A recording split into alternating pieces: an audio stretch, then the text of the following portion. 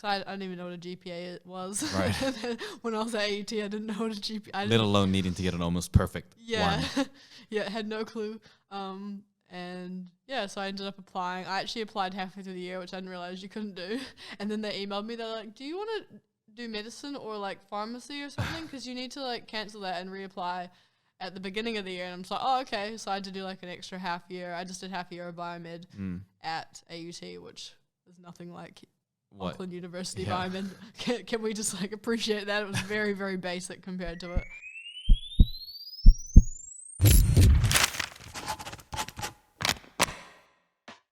Okay, well, welcome to the podcast that yet doesn't have a name. Thanks for having me. Yeah, hopefully we'll have a name. By the time you're watching this, it'll hopefully have a name. We're here today with Nela. If you want to do a quick 5-second intro of yourself. Cool, my name is Nela Zisser. I'm a third-year medical student. I own a restaurant called Tucks and Bow. We have 2 locations, one in Takapuna and one in Newmarket, and now a new food truck. Oh, I didn't even know about that. Oh, really? It's parked outside Basement Theatre. Is that in town? Yeah. And that's brand new? It's brand new, yeah. We got it last weekend. Okay, we'll talk about the restaurant stuff. Anyway, so before we actually get started onto things, you've brought in some food. Yeah. Which is great. And if you're just listening on a podcast, you can't see this, so that's incentive for you to follow us on everything else. Okay, so while we eat and unbox, let's just go through a little bit of stuff. So the reason that I've invited you on here, and this is why I was telling you this before, is because I think there is quite a stereotypical idea about what a medical student is, right? Would you agree? Like most people. I do agree. Yeah, and you know what people think is that to get into medicine, you have to be this ultra studious, super razor, like nothing else going on in your life other than study. You know, you typically think of just like a nerd, really. Yep. And the reality is that actually a lot of medical students are quite balanced.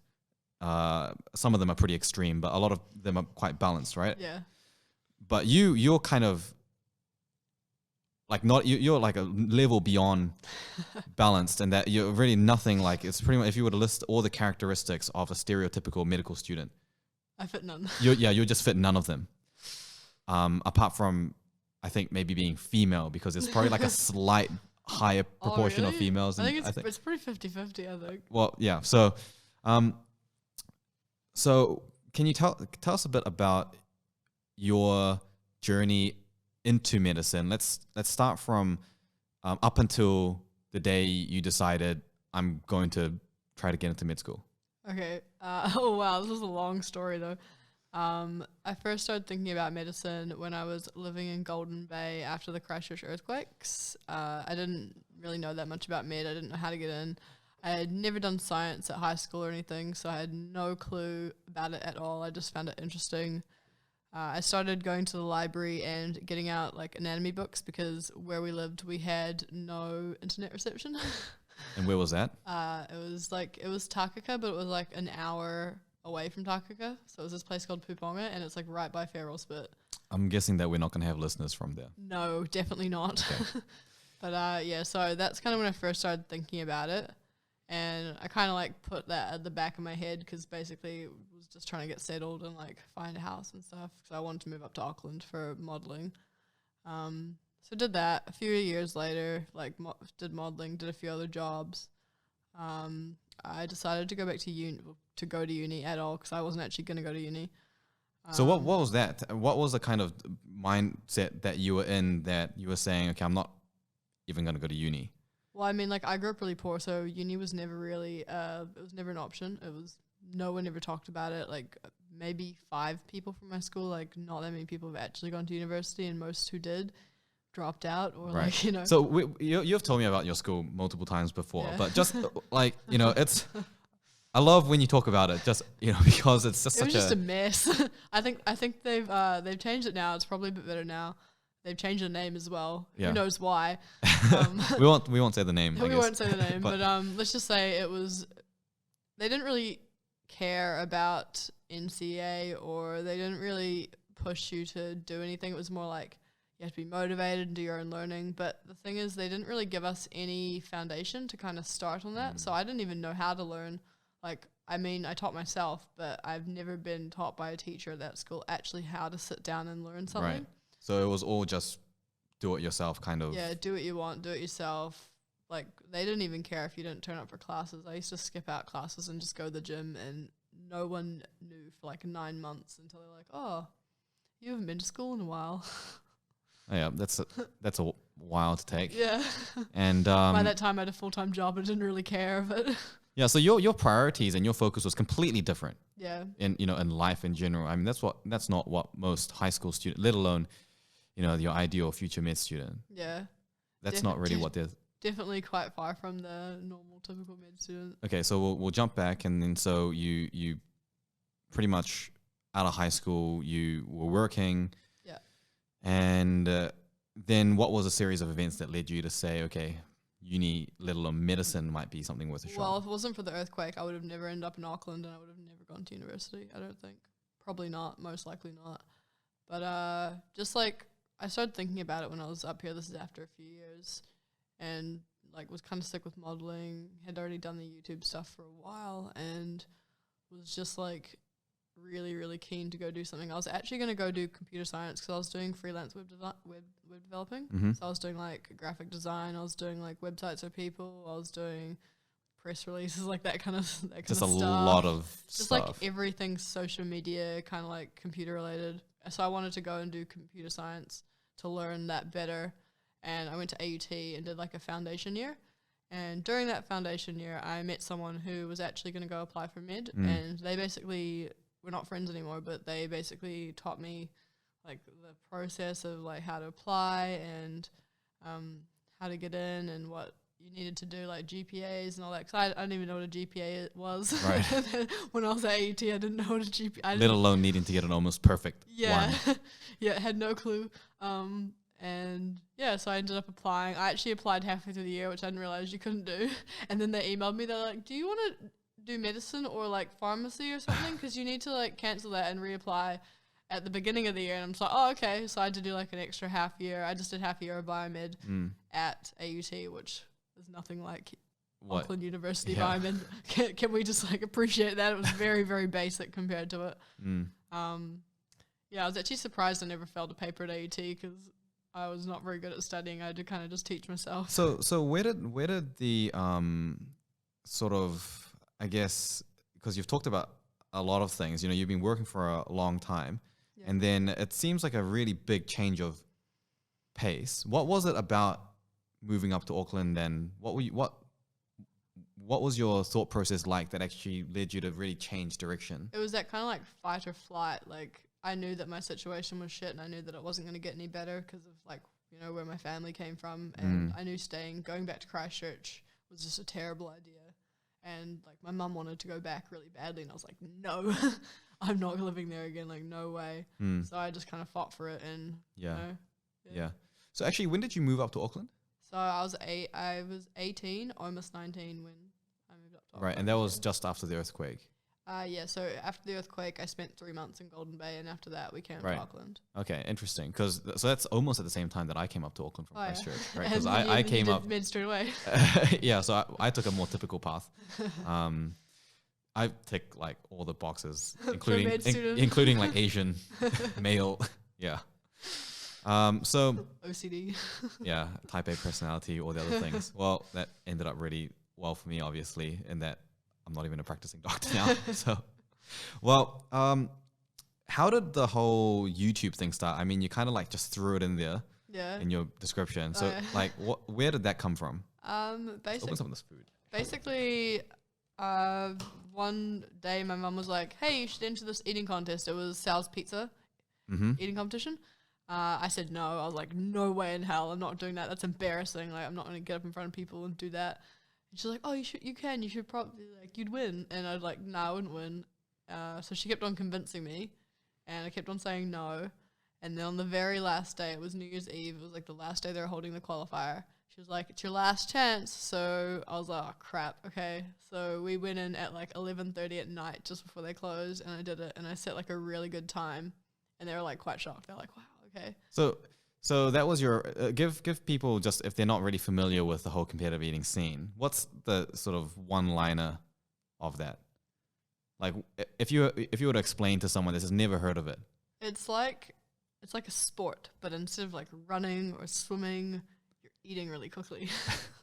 Right. So, and so you built kind of your YouTube channel Yeah. off of that. Yeah, so I just built it from there. I started doing challenges after that, and eventually one of my challenges just went viral, and I was like, oh, okay, and I was like, wow, I can make money from this, and this could be like a good second job or like third job or fourth job, Yeah, yeah. And your stuff has gone viral. It's gone viral a number of times now. Yeah, it continuously goes viral, just like even old videos will kind of come up.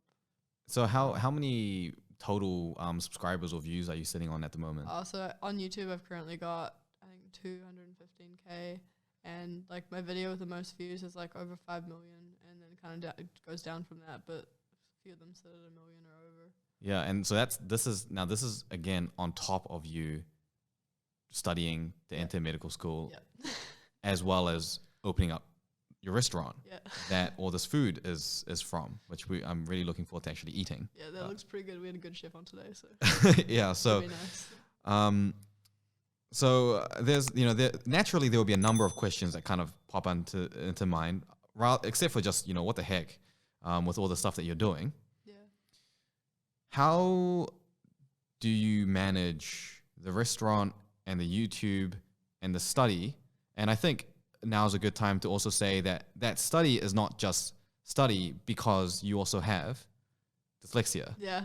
So I'm very, very dyslexic. Like, I'll mix up real simple stuff.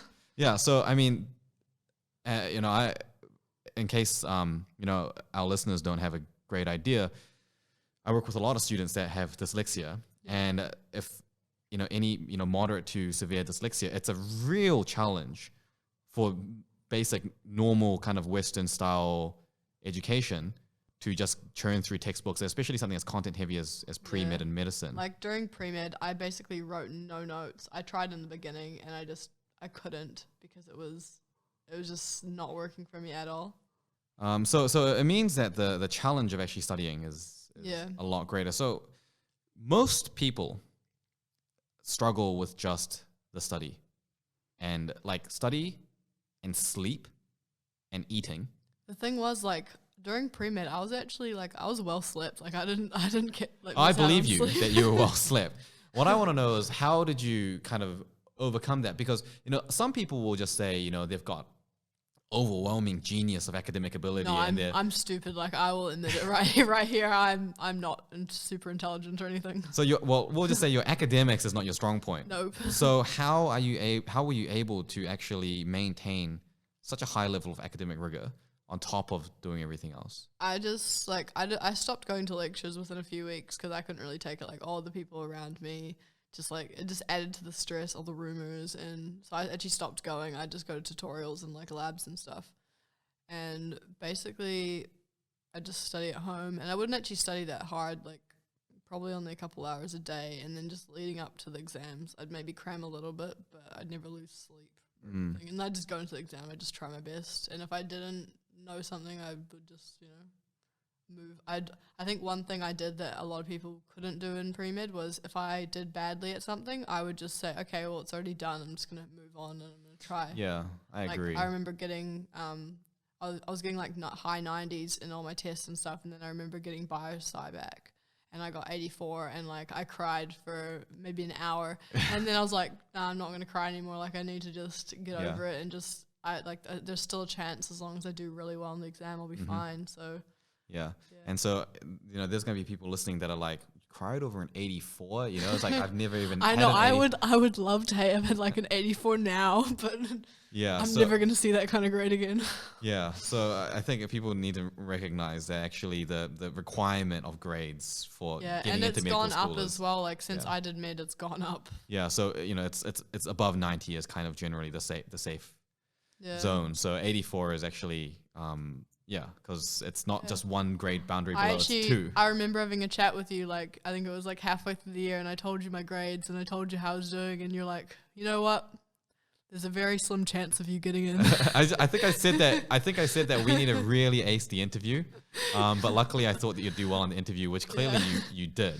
Yeah, I feel like that's the only thing. Like, I walked out of that interview feeling really, really good. Yeah, well, and for good reason. So because I think your grade, just from a grades point of view, Yeah. you were. Well, I mean, I had 8 GPA overall, and that was the lowest GPA to get in through general entrance in my year. Okay, yeah. And were you on the wait list as well? No, so I so got not in even straight waitlisted. away, So yeah. that that means that your interview must have just been. Yeah, I've probably met about 5 other people that had an 8 as well that were general entrance, and they're all really nice people, so you can see why. Yeah.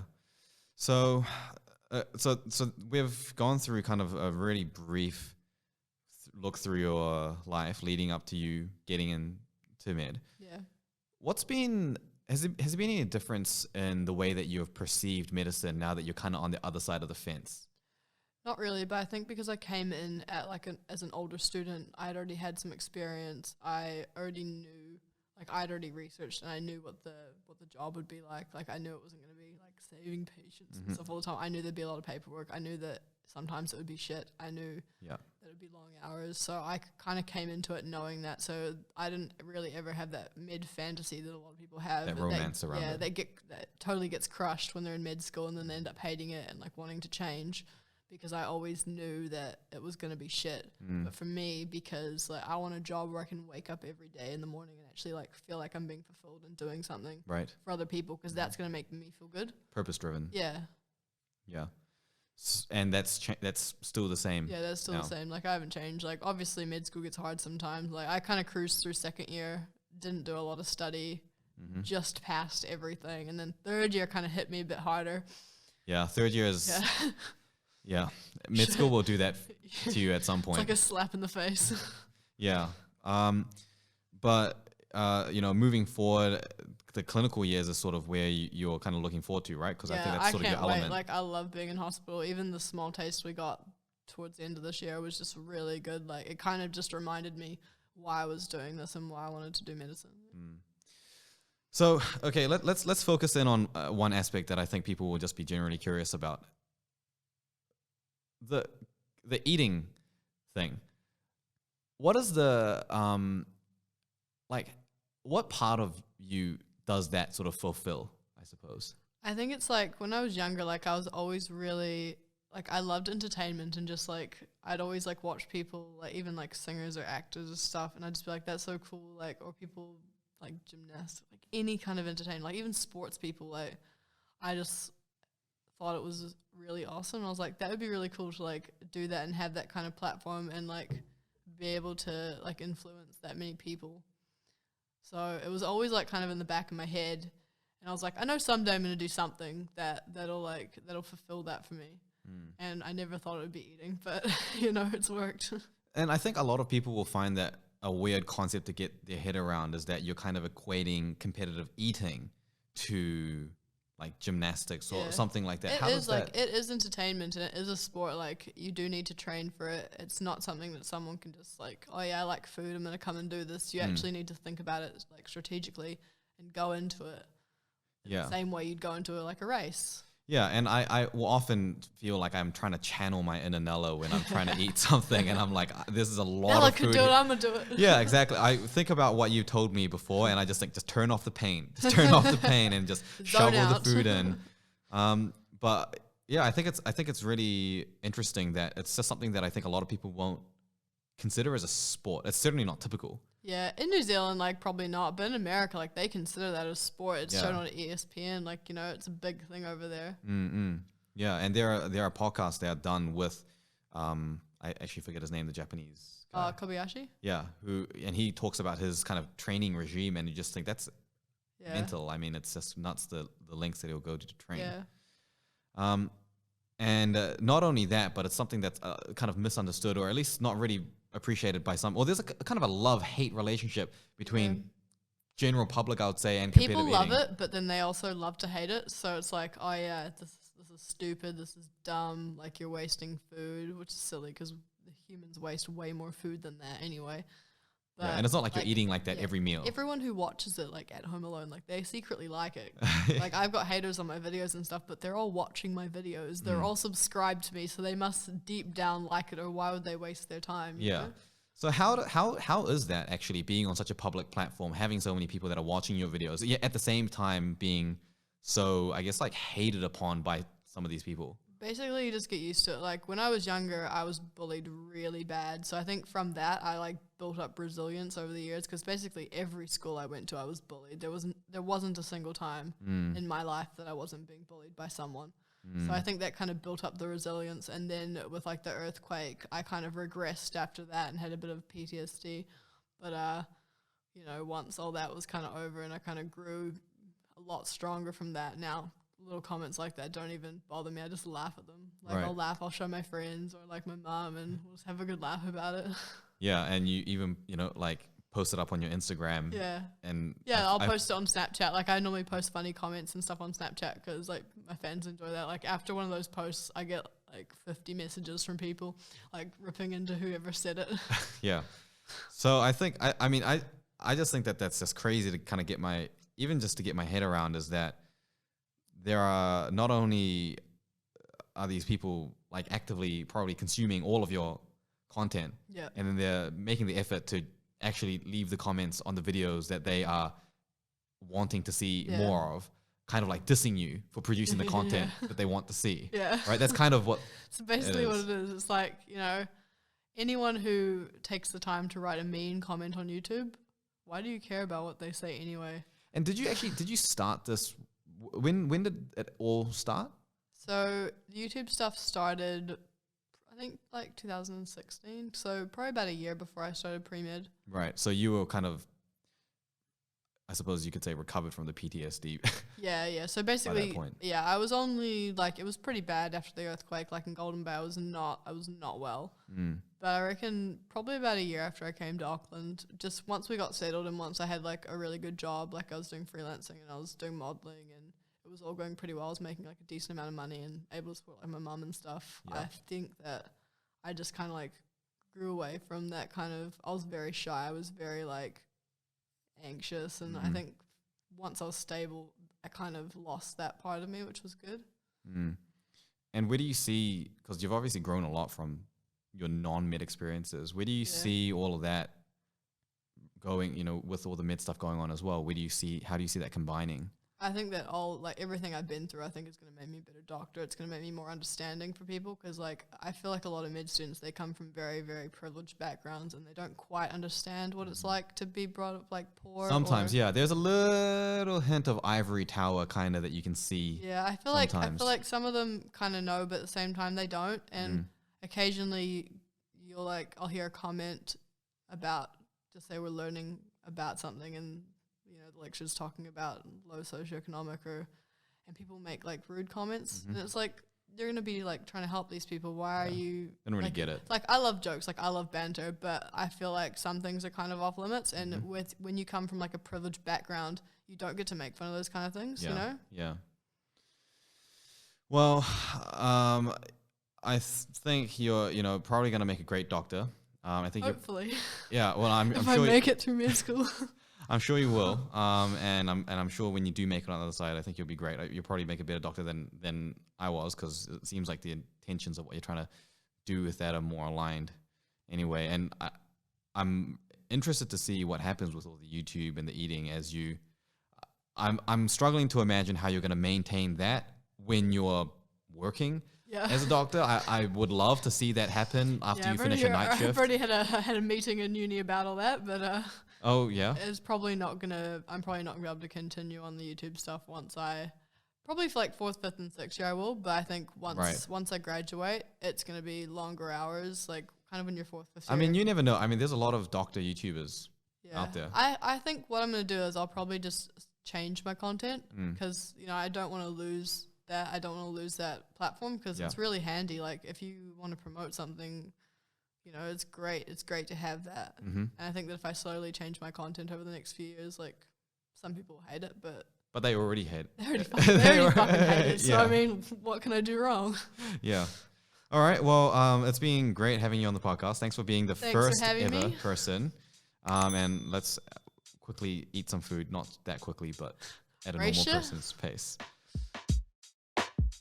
Thanks for tuning in to Subcut. If you guys have any suggestions for content, please make sure you send it through. You can get in touch and follow us on Facebook, Instagram, and YouTube, or find us on our website at jttmed.com/subcut. Subcut is a podcast brought to you by JTT. If you or anyone you know is interested in a career in medicine, make sure to get in touch and check us out at jttmed.com.